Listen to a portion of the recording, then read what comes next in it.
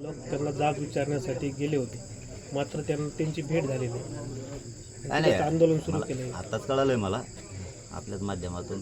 मग आपल्या बांधवांनी सांगितलंय असं आहे. काय जाब विचारायचं त्यांना? यांना काय कळणार आहे आरक्षण म्हणजे काय?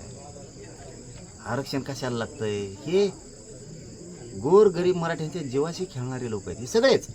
कारण ते पण एक सत्तेचाच भाग आहे. ते पण सत्तेचाच भाग आहे. शेवटी देवेंद्र फडणवीसांनी हे सगळं अभियान षडयंत्र माझ्या विरोधात उभा केलेलं आहे बोलायसाठी.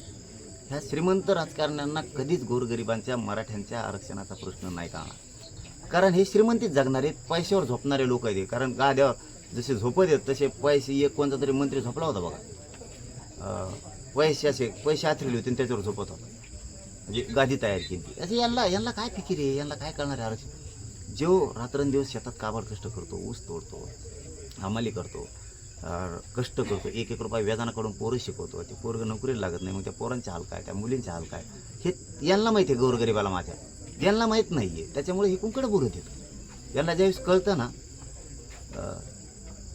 या गोष्टीपासून हा त्रास होतो, त्यावेळेस यांच्या लक्षात येतं की अरे हे गरजेचं म्हणजे नाही का. जाळ पोळाल्यावर यांना कळतो अरे हे जाळ आहे, याला जाळ म्हणते. इंजेक्शन टोचल्यावर वाटतं माणसाला हे इंजेक्शन आहे. कारण ते त्यांना टोचत नाही ना, भावना नाही ना. आम्हाला वेदना टोचत्यात. आमचा आक्रोश आहे पोरांचा की गोरगरीब मराठ्यांना आरक्षण मिळालं पाहिजे. त्यांना कुठं भावना? ते खेळतात आमच्या भावनेशी.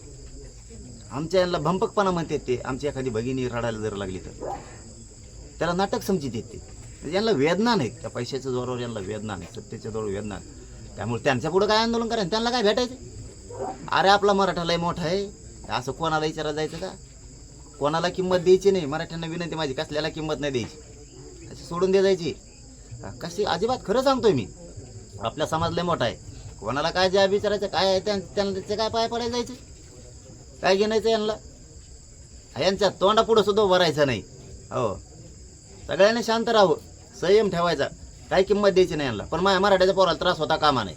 हो, ते बी जाहीर सांगतो. तिथं माझ्या मराठ्याच्या पोराला त्रास होता कामा नाही अजिबात.